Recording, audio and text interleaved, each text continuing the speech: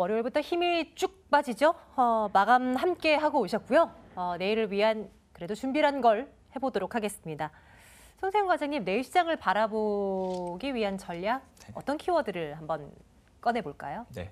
아까 잠깐 시장에 대한 언급을 할 때 드렸던 건데요.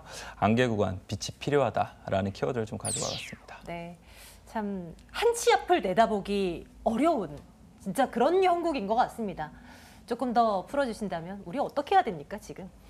네, 지금 현재 10월 달 보게 되면요. 사실 어제까지만 하더라도 코스피 같은 경우에 마이너스 14%, 네. 그리고 코스닥이 마이너스 20%의 하락을 좀 보였었는데, 과연 패닉 셀링인가? 이런 거에 대한 부분이 상당 부분 논의가 좀 되고 있었습니다. 하지만 오늘도 보게 되면 사실 코스닥 자체가 5% 가까이 하락을 했기 때문에 지금까지 빠졌던 거에 대한 4분의 1이 오늘 또 한 번 하락이 나왔다라고 좀 보여지고 있고요.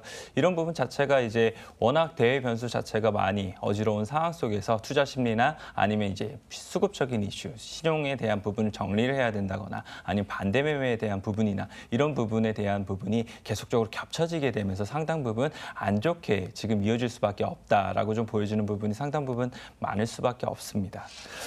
그나마 이제 긍정적인 요소를 저희가 좀 찾아보자면요. 사실 기술적인 지표에서는 많은 부분 지금 바닥이 아닌가 이런 부분, 이런 신호들을 좀 보내고 있는데요. 네. 이격도를 보게 된다 하더라도 지금 현재 많은 부분 이격이 벌어져 있기 때문에 반등이 나올 수 있는 충분한 부분이다라고 좀 보여지고 있고요. 월간 기준으로 이렇게 하락한 것 자체가 사실 저희 20년 증시에서도 보게 된다 하더라도 20년 동안 많이 일어난 적이 많이 없었습니다. 그렇기 때문에 그 정도로 많은 부분 지금 예외적인 상황에서 흘러가고 있다. 이렇게 좀 볼 수가 있을 것 같고요.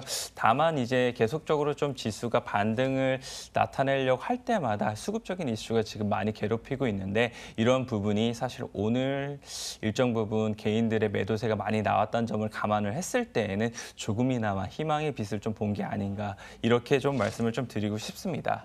또한 이제 역사적으로 보게 되었을 때예요. 사실 가격이 이렇게 많은 조정을 받은 이후에는 그 다음 달에는 상당 부분 급격하게 되돌리는 좀 모습을 좀 보였거든요. 네. 사실 10월 달에 한 20% 넘게 하락을 하게 되면 그 다음 달인 11월 달에는 한 20% 넘는 상승을 보이는 모습을 좀 보였습니다. 그게 역사적으로 좀 많이 관찰이 됐었기 때문에 만약 반등이 나오기만 된다라면 생각보다 우려했던 것보다 강한 반등이 나올 수 있는 요소가 충분하다라고 좀 말씀을 좀 드리고 싶고요. 그렇게 된다라면 어느 쪽으로 지금 조금 관심을 기울여야 되느냐 이런 부분에 있어서는 일단은 스몰캡 종목보다는 아무래도 조금 사이즈가 큰 시가총액 큰 종목들 위주로 좀 접근을 하시는 게 상당 부분 괜찮을 수 있다라고 말씀을 좀 드리고 싶습니다.